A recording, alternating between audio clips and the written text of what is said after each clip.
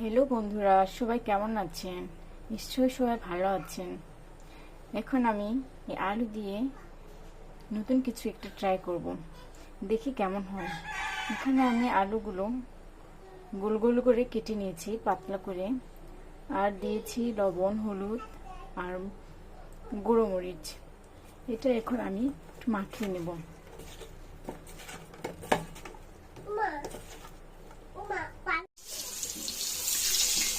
এখন এগুলো তেলে ভেজে নেব, সুন্দর করে ভেজে নিতে হবে।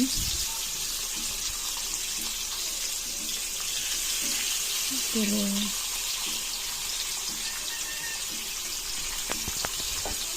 ভালো করে ভেজে নিতে হবে।